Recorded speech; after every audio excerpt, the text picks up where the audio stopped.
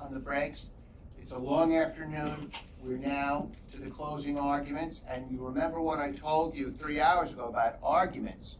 They're just arguments. You've heard the evidence from the witnesses and the documents. The lawyers are going to make arguments to persuade you, but they're not giving you additional evidence. Nonetheless, this last portion of the trial where you'll hear from both sides, I'm asking for your full attention. And I know it's late and we're tired, so I want you to give this your full focus and attention. The defendant will begin, followed by the plaintiff.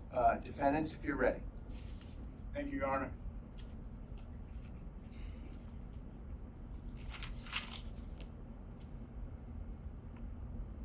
Members of the jury, two things can be true at the same time. I repeat, two things can be true at the same time. It is true Ms. Leibovitz reported an alleged sexual harassment. She did the right thing. She followed normal transit authority procedure when she reported this alleged harassment. That is true. But it is also true that she lacked the training necessary to do her job. She lacked the training to keep our trains safe. In fact, she testified 25 years and administrative manager for 25 years and 1 year. 1 year in operational training, she became a deputy superintendent. It took Mr. Hoffman 14 years to get to that position. She was fast-tracked. That is why she lacked training to identify problems. Ladies and gentlemen, that is true. This evening, for the plaintiff to win, for you to rule in her favor, she must prove to you all by more than a coin flip that something bad happened. But now let's think about it. She said her NPRs were late, abnormally late, and that's bad. But come on, let's think about it.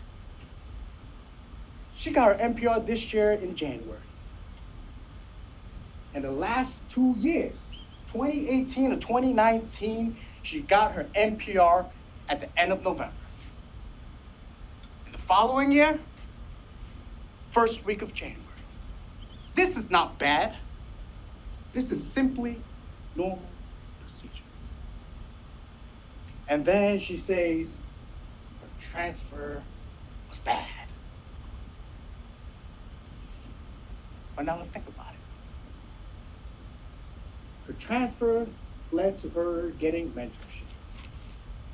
Mentorship from Richard Buffington, the man who taught the now vice president.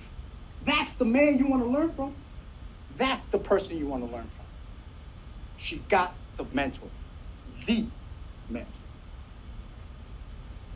She got a pay raise. She kept her same title. She was not demoted. She was not fired. She kept all of the same title. Nothing bad happened.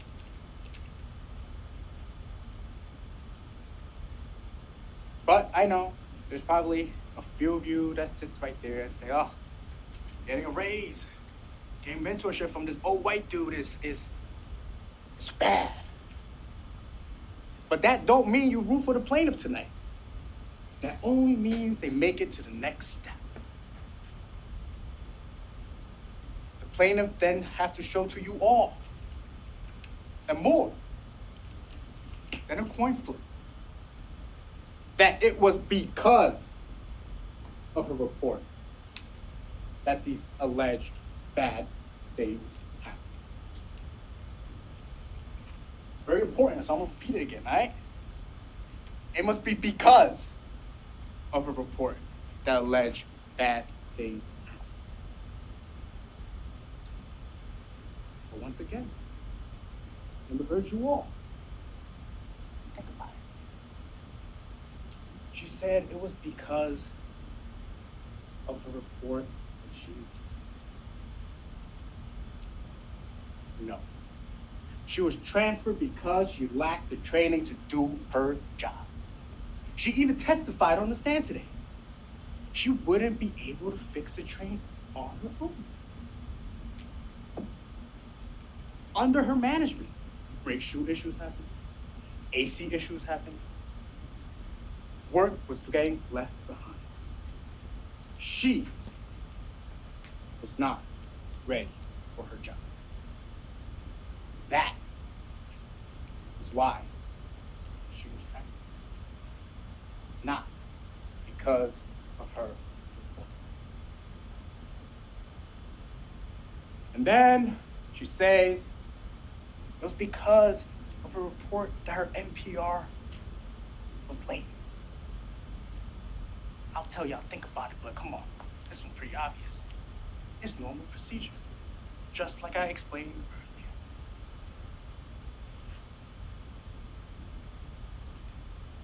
And then she said it was because of a report that her NPR was a marginal. But let's for real. Let's think about this one for real. She filed a report on September 23rd. Mr. Easter gave her marginal and sent it in before he went on vacation, September 17th. 6 full days. It cannot be because of her report that she got her marginal. It had to be. You know what? I thought about it and I said, hold on. Her transfer was normal procedure. I mean, listen, look at this. I almost forgot about it.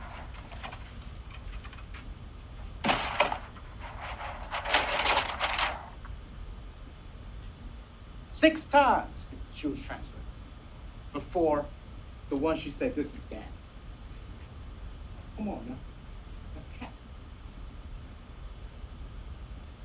Then she say that it was bad. It was because of a report that her hours were changed. She stood up here and told us all. She volunteered for it.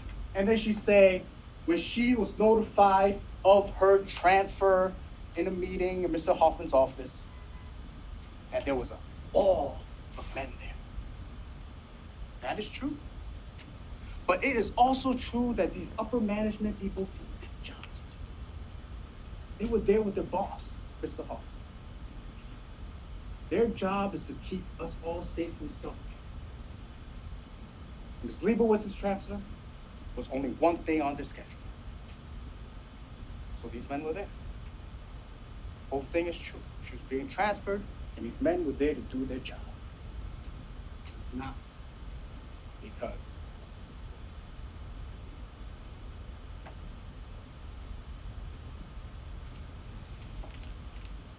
So you all, this evening, go in that room and decide the fate of this case.